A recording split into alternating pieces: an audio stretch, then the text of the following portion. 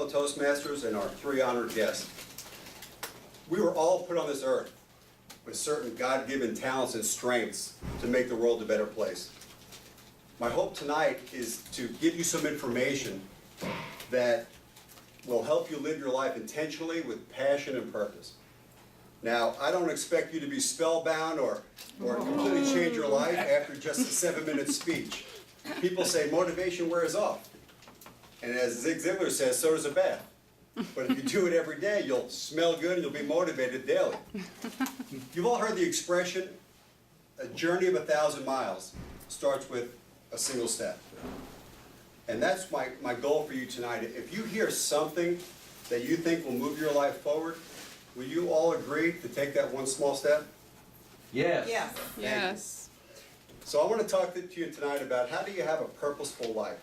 And I call it the 3 A's: awareness, action, and achievement. Let's start with action. No, let's start with awareness. Awareness all starts with your thinking. Everything you do in your life starts with a thought, right?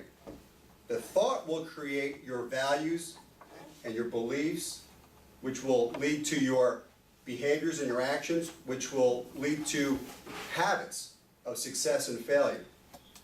The key is strengthen and maximize those thinking strengths. And how do you minimize those limiting beliefs?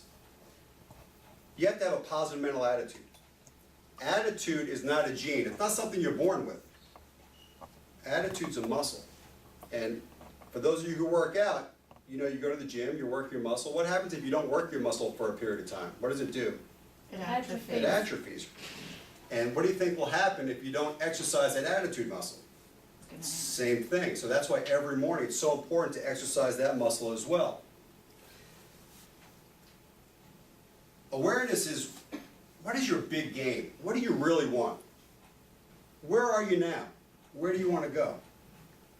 What's stopping you? What are your challenges? How are you going to get there? You need to be clear about what you want. You need to have a burning desire for its achievement. And you got to be committed. You just can't be involved. It's like a ham and egg breakfast, right? The chicken's involved, but the pig, he's committed. Right? So this is the one time it's okay to be a pig. Second is action. The first step is create a vision. This is a picture of your ideal future, your dream. What are you really after? This should be something that when you read it every morning, it excites you and it pulls you forward towards something. When you have a vision, a plan will appear.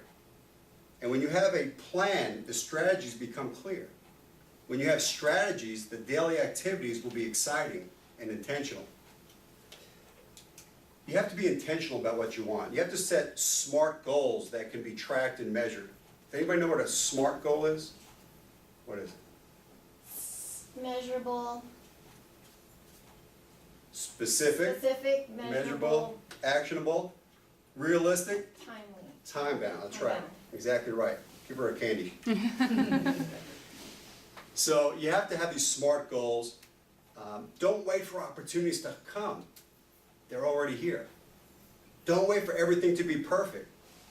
They never will be. When you think about achievement, you've already created this awareness of what you want, and now it's time to develop a plan.